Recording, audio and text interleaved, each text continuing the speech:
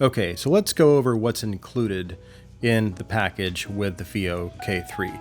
Of course, you have standard, pretty standard packaging, and then you have the DAC itself, a USB Type-C cable.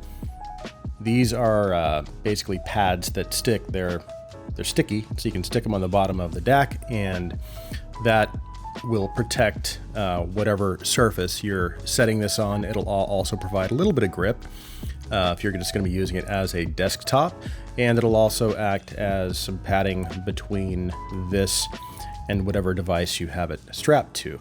In my case, it was my phone. And then of course you have the warranty card and the quick start guide. Okay, so let's go over the inputs, outputs, knobs, and switches of the K3. On the front, you have the volume on-off knob here. You have a bass boost. Then you also have a high and a low gain. Your standard 3.5 headphone output, then a 2.5 balanced output. On the back, you have an optical output, coaxial output, your USB Type-C. So this is an audio input, but this also is a power input as well. So when you hook it up to your PC or your phone, this is where you get your power from, because this does not have a battery in it. Then you have the options between USB audio 1.0 and 2.0, and then a 3.5 line out.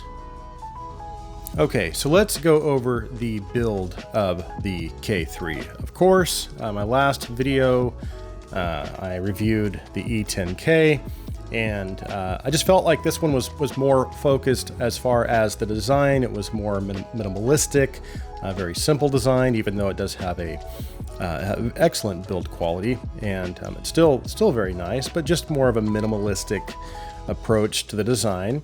And again, because I felt like that was the focus was probably on function and just sound performance more than anything. But I thought that it was still pretty cool. Again, just a very simple design, nothing special, but still a good build quality. Again, especially for the price. Now, you with the K3, of course, you are going to be jumping up in cost, but you're also going to be jumping up in design, a little bit better, I think, build quality, a little bit more of a premium kind of finish to it.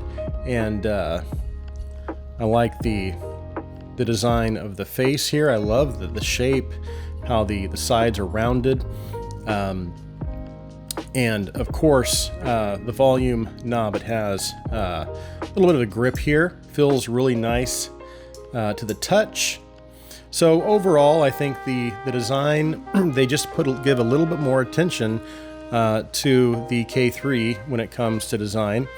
And again, I think even the build quality just a little bit nicer in general. All the finishes, just very, very nice. Now, as far as the size comparison, the K3 is bigger than the E10K.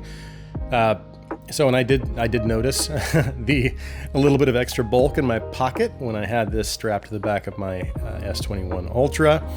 The thickness, it looks like it's about the same. Length is pretty much the same. It's all maybe a little bit longer. The knob sticks out a little bit more here. The switches are they don't stick out as much as they do on the E10K. That was one of the things I talked about, how the switches on the E10K stick out quite a bit, and I was a little bit worried about maybe accidentally turning on the high gain, wearing a sensitive pair of IEMs. I still haven't done that yet, so that's good. The switches are a little more recessed on the face of the K3 here. So as you can see, it requires a little more effort to turn off and on, which I think that's good. Not much effort, it's just right. Sticks out just enough so your fingernail can catch it and you can turn those switches off and on. So I think that's actually nice, and it looks quite nice too. Okay, so let's move on to the specifications of the K3. We'll start with the USB mode right here. Now, as you can see here, this USB audio switch has a 1.0 and a 2.0. And basically that's what that is referring to is the class 1 USB audio or class 2 USB audio.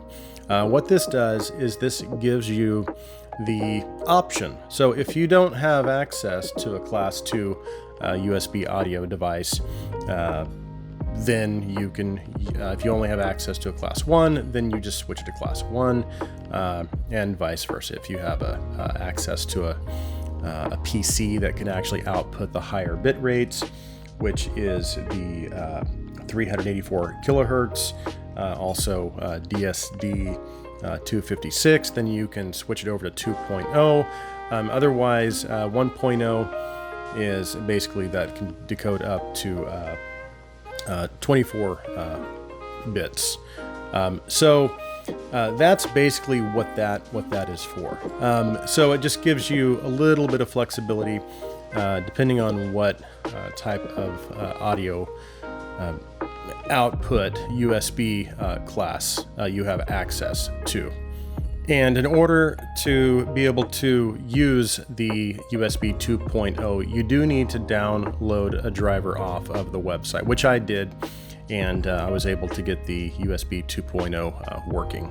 Okay, and on the front you have your bass boost. Now, of course, on the E10K, if you remember in that review, I talked about how it seemed like there was just a little too much of a boost in the mid bass, and which even though it was a fairly clean bass boost, it just, again, it seemed like that did kind of affect the bass detail just a little bit, and it seemed like it just kind of bled into the mids a little bit. The E10K has a plus 5 dB bass boost. This actually has plus 6 dB bass boost. Now, you'd think that would actually, if they use the same curve, which I don't know if they do or not, that would even make the mid bass even more bloaty sounding. But that's not the case with the K3. I don't know if it's a different curve, if they maybe started elevating the bass a little bit at a little bit of a lower frequency, so maybe it's not going too much into the lower into the mid bass and lower mids, but it just seems like a little bit cleaner of an implementation of the bass boost, even though it is another dB of increased bass boost. It just, again, it seems like it's a little bit implemented a little bit cleaner, just a little more detail retrieval, a little better texture, still has good slam. And again, bass boost is not something that I normally use during my personal listening time. But I do need to test it. And there are times when I feel like having a little fun and I just want to see what a DAC amp can do or an IEM can do, and I'll flick on the bass boost and just kind of indulge for a little bit. But generally speaking, it's not something that I use all the time. However, if you are the type that likes that, this actually has that, and again, I think this is a well implemented bass boost. Now, jumping back over to the back here, let's talk about the USB input here. Now, one of the things that's really interesting about this DAC is, yes, it is a portable DAC, like the E10K. It is portable and it functions pretty well as a portable DAC. Of course, I did do testing on my S21 Ultra, went on walks, and it worked just fine. However, there is a little bit more. You can get more out of this. Unlike your standard portable DAC, again, we talked about this USB 2.0 and how this thing can decode up to 384 kilohertz, 32-bit PCM and Native DSD256. And so if you have a PC that can decode that and you hook this up through this USB with your PC, you can take advantage of that. So this thing is not only a capable portable DAC, performing well just hooked up to your phone. This thing, you can actually up the performance by hooking it up to your PC. And I tested both, and I did notice not a huge difference, but I did notice an increase in performance when I hooked this up to my PC. So that I think is really, really cool. That's not something you typically find in this price range. And again, this is only $109, so that's a pretty cool feature for them to add. And again, the original K3, a lot of people felt like the E10K that it hit way above its price point. And I think again, so now you have even more improvements for this price in the K3, and it just takes it up another notch. And again, I think that this is going to be well received in the portable audio community, because that's pretty cool to have that flexibility to be able to use it as a portable DAC amp, but also if you want a little better performance, plug it into your PC. I think that's really cool, again, especially for that price. Now, one of the other improvements that they made over the old K3 in the new K3 is the power supply components. Now, of course, like I said, this does not have a battery inside, and that's one of the things about having a DAC amplifier with a built-in battery, is you don't necessarily have to worry about the power supply because it gets the power from the battery. But if you're going to be relying on a phone or any other type of portable device, sometimes that power supply is going to be can be maybe inadequate, maybe not enough really for the DAC to be able to function at its at optimal performance. Now, but what's cool about this, now let me back up a little bit. Now, of course, you are going to get a more stable power supply from a PC or a laptop. But again, so one of the improvements that they made over the original K3 was they added over voltage protection, or OVP, and a double filter circuit. And that basically just ensures power supply stability. So that is really cool. So you don't have to worry as much about the inadequate power supply like you would on a lot of other DAC amps that don't have batteries built in. So I'm glad that they at least addressed that and made upgrades necessary to kind of tackle that issue. Now, another improvement they made with the version 2 K3 over the version 1 was with their DAC. This one actually has the new portable flagship ESS DAC. It's the ES9038Q2M compared to the older AK4452. And now, and the differences are pretty substantial. With this newer chip, it actually increased the SNR, the signal to noise ratio, by 12%, which that's a pretty big improvement over the old one, and also decreased the distortion, reduced the distortion by 12% as well. And again, and I talked about, again, the low noise floor, and I have not heard the old K3, but this thing is very, very clean. And again, to test the noise floor out, I used my OG Solaris here, and this thing is very, very quiet, very, very clean. And we'll dive in a little bit deeper when we go into the sound performance of the K3.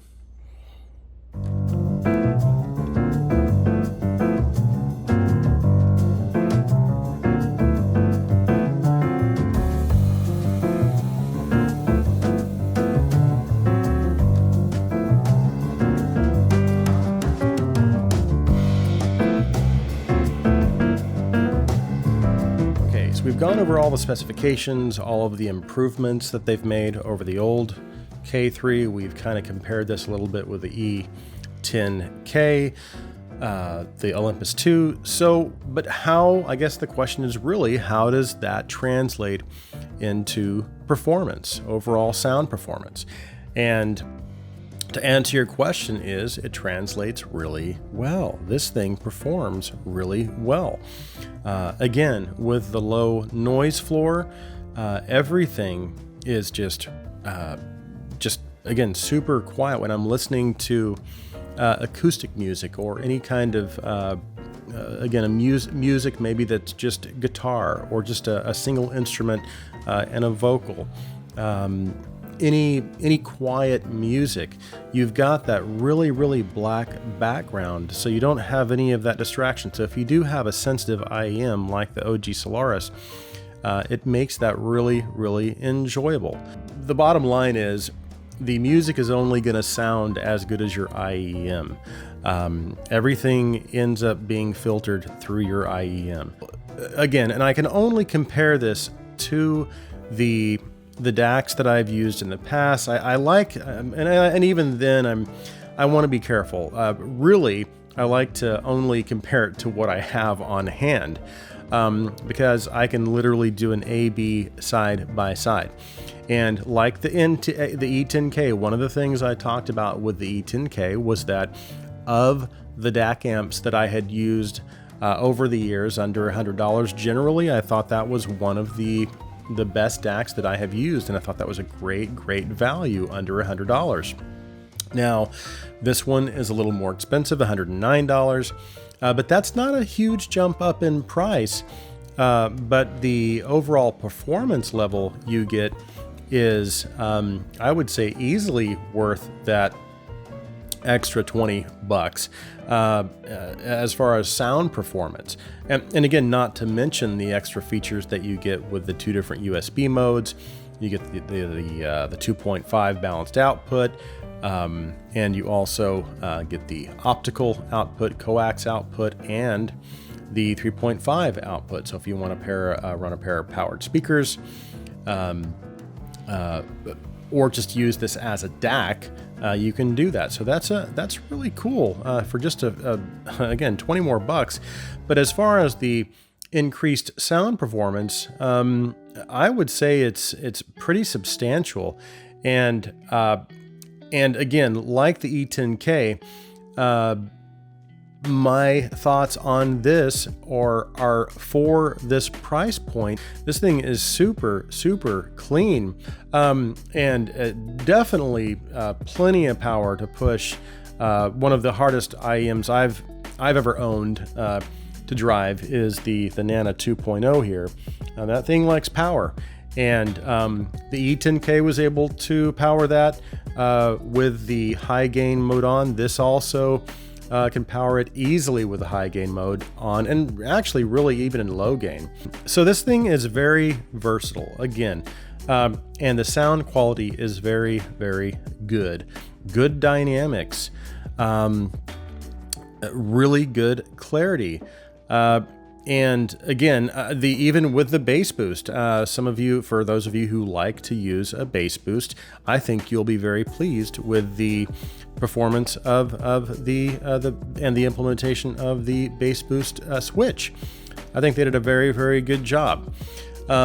So taking all of that into consideration, again, I guess I like to bottom line everything and really try to determine whether or not it's a good value for the consumer. And again, I kind of harken back to the original, the version 1 E10K and the version 1 K3. Those, even their version 1s were considered to be great values and hitting way above their price point. And they've taken that, kept it at about the same price point, and then improved it even further. So it only makes sense that this would be a very, very competent portable DAC in this price range.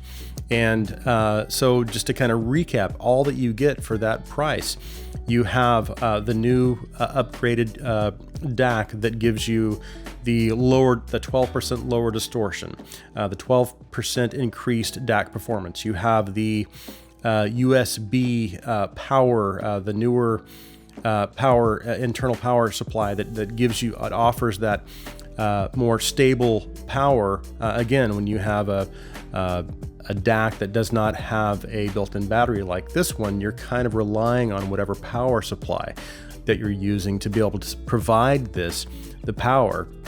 And sometimes that's not adequate, and you're not going to get optimal performance from the DAC.